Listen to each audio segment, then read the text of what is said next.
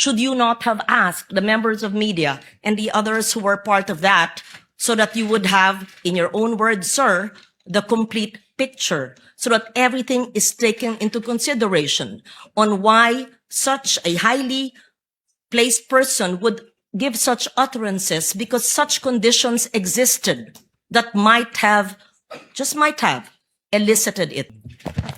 Attorney Lotok, sa paragraph 53 ng Affidavit of Investigation na iyong pinirmahan, sabi niyo po na the Vice President's statements were brought about or motivated by unpleasant circumstances occurring before November 23, 2024 press conference. I believe, nabasa ko po yan. Yes. Your Kasama Honor. ba ho dito yung pahayag ng Vice Presidente noong Oktubre 18, 2024? Is that Yes, Your part Honor. of your affidavit? Opo, Your Honor. Yes. Bago naman po magsimula ang press conference noong November 23, mayroon mga pangyayaring kasama ang Chief of Staff, si Attorney Zulaika Lopez, na may kinalaman sa mga na-cite in contempt, sa camera, detention, Opo. medical emergency, at mga planong paglilipat Yes, sa Your Honor. hindi pa po ako tapos. Sorry po. Ng piitan sa Correctional Institute for Women sa Mandaluyong. Tama po ba na mga pangyayaring ito ay naganap ilang oras bago yung sinagawang press conference na pinakita ilang beses sa Yeah. video? Yes, Your Honor. Kasama ho yan sa Yes. investigation namin. Kahapon po, sinabi po ng testigo, kayo po, na kinonsider ng NBI yung so-called bigger picture. I think those were the words that you used. Sabi niyo pa, you put all the pieces of the puzzle together, in your own words. Yes, Your Honor. Yes. Para malinaw lamang sa impeachment court, trying to absorb everything, san po yatang bahagi ng affidavit of investigation nakasaad yung mga factual findings ng NBI tungkol sa mga pangyayaring November 22 and 23 bago yung press conference? I was perusing the affidavit of the investigation, and I could not find the detailed circumstances leading to November 23, where admittedly there was emotions like an emotional hyperbole or an outburst, but the events leading to the press conference. San po yun sa inyong affidavit? I think, Your Honor, nasa affidavit of transcription ho yan. I Transcribe po yan as read attachment. it a few times. I could not see the detailed events leading to that, having mentioned the medical emergency, the transfers to the Correctional Institute for Women, and so that the person who will read the affidavit will have a accurate, factual, and complete appreciation of the events leading to the press conference. Yeah. Perhaps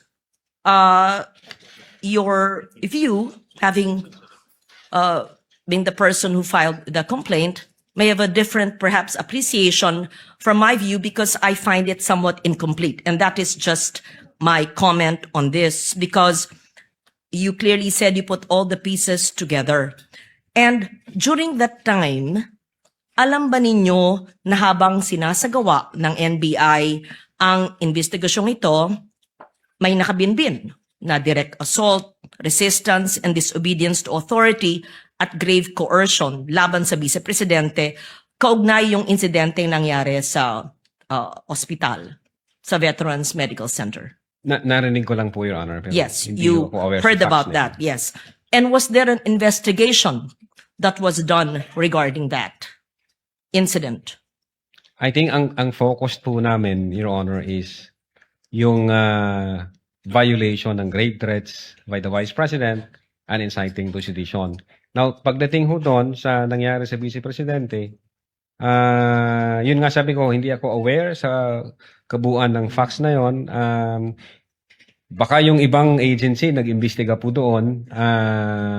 Hindi ako aware, Your Honor, doon sa circumstance na yon. And so, would the answer, Attorney Lotok, be a no? Were these taken into consideration in the investigation? Again, Your Honor, nasa Or would this be a yes, meaning it is contained in the affidavit, which I'm trying to look for as well? Nasa affidavit of transcription po yung nangyaring usapan during that time. Nag-execute ho ng affidavit of transcription ng agent on case, Your Honor. Actually, ilang beses ko po binasa yung affidavit, and what I see is there was a focus on the October 18, but on all the events on November 22 and 23, the detailed events leading to the emotional outburst did not seem complete.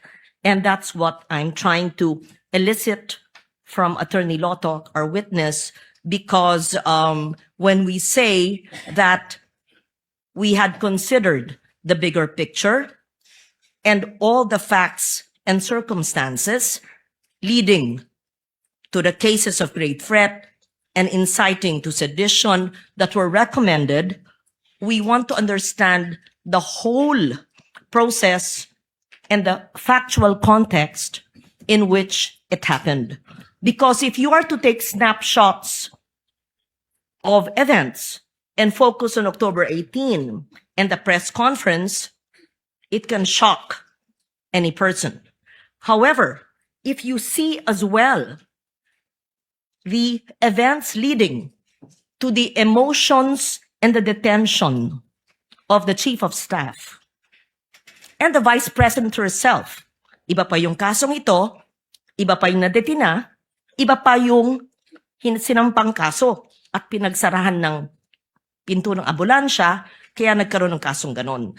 I tried to read the affidavit a few times and could not find such a comprehensive enumeration of facts by the NBI, and that's why, thus, this query. Pwede na po, Your Honor. Yes, please. Meron hong affidavit of transcription kung anong nangyari, and then nag-submit po kami ng authenticated na video para humakita ng mga senator judges natin kung what happened during those dates for appreciation po ninyo.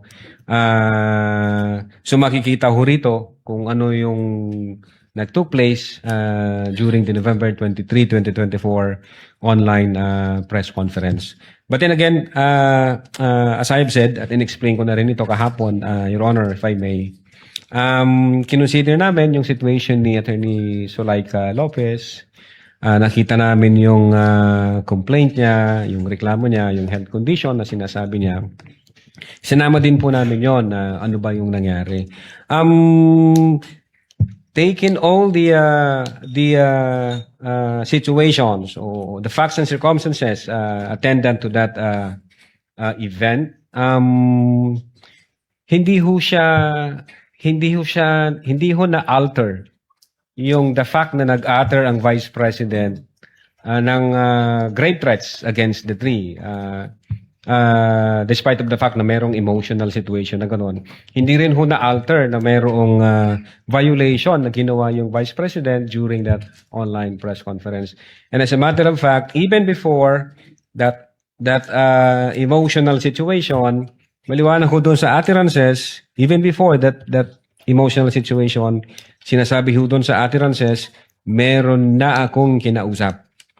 So nag-trigger na ho yun, ma'am. Meron na akong kinausap na isang tao na papatay sa presidente, sa First Lady, at doon po sa Speaker of the House. So, kahit sinama po namin siya to consider everything, again, Your Honor, hindi ho na bago yung utterances na ginawa ng Vice President.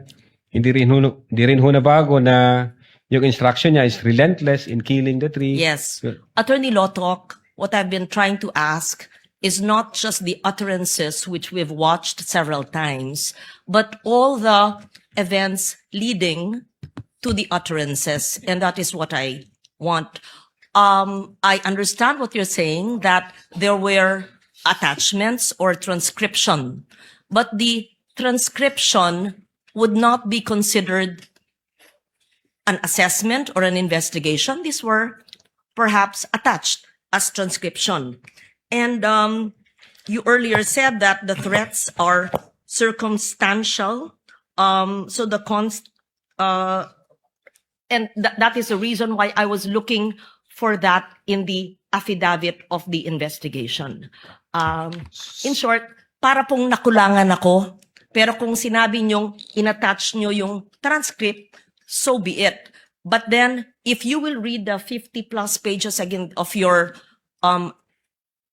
investigation, it seemed to me, at least at this point, that snapshots were taken focusing on the October 18 and the utterances, but there seemed to be events leading to it that may have not been included. With But the indulgence of Senator leave it Judge at that. Legarda, Yes. kindly wind up, ma'am. Yes. So the last question, thank you, Mr. Presiding Officer. Na-interview rin niyo po ang mga miyembro ng media and you asked them factual information. Did you also ask them about the emotional state ng mga kalahok sa media, yung mga pangyayaring naganap bago ginawa yung mga naturang pahayag? In short, not just the factual statement, but the atmosphere, the events leading to that Zoom press conference that led to the perceived or alleged utterances. Wala po yan sa minutes of meeting, sa Q&A. Wala po yan, Your Honor.